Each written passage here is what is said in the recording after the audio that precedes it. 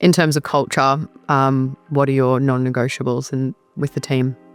Yeah, so we have a few little unwritten rules, which I think the guys like. The main thing is like we don't really want anyone like working past 5 without, you know, having at least someone there to help. So if you finish between say like 3 and 4 o'clock, not only do you call the office, but you'll just call the rest of the guys and just see if they need a hand. Yep. Because they can be working a little bit out of town, or they can be working on a house that doesn't have water on, or they still have a gas leak to fix. And sometimes just having someone else there for half an hour just changes everything. Yeah. Suppliers also shut at 5. Yeah, okay. So just the fact of someone bringing you out, Do you need me to pick something up? Something like that. Just, I think having that support around you. I really like to have the customer breathing down your neck going, we're going to have dinner at 6, water's got to be on, gas has got to be on. Yeah. That pressure doesn't help as well. Yeah. So that's just about a bit of an unwritten rule. I like that. I haven't actually heard of something like that before. So hopefully a couple of people adopt that, because it's a really big team bonding sort of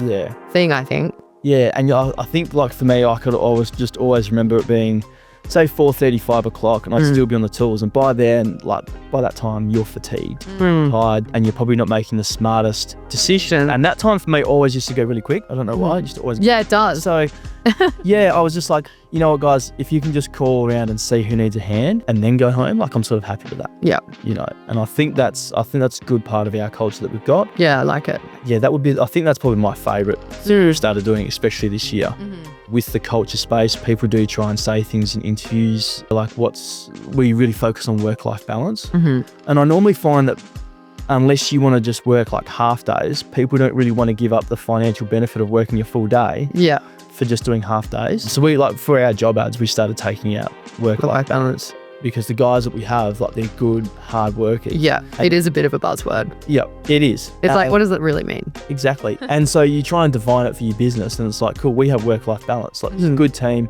We have call-out rosters on weekends and bits and pieces like that. And if you were to say work-life balance to a lot of people, they wouldn't be like, no, you guys sound like you just work lots. But that appeals to a certain type of person. So I guess, like I say, it's not going to suit everyone, but at least it's sort of, you know, if people, I don't have to lie to them, but I have to try and trick them into come working with me. No. It's really hard to hire. It's just like, this is what we're like. Yeah. This is what I like. I like it when people get to the yard 15 minutes early and then you're out the gate at 7. That's what I like. Yeah. There's nothing wrong with getting to the yard or to the office right on 7 o'clock, but I just know me, and I know the rest of the guys, I like to be organised and get the day started. So that's something we do say to people in interviews. That's just what we're like.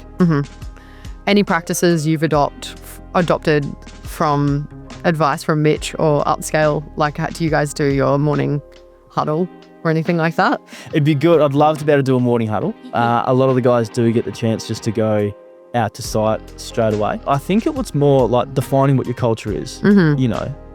In a time where for us it can be really hard to hire, don't sort of try and sell a dream, and don't try and sell that this is an amazing place where you'll get this when you're really like this. Yeah. So I think that was more, you know, even doing the morning huddle this morning, like I'd love to be able to do that. But for us, it's just not practical to have everything at 1 a.m, you know, go to the office. So yeah, I think it was more just honing in what your culture is actually going to be. Yeah. And making sure that it suits me first, and then making sure that we hire people that it suits as well.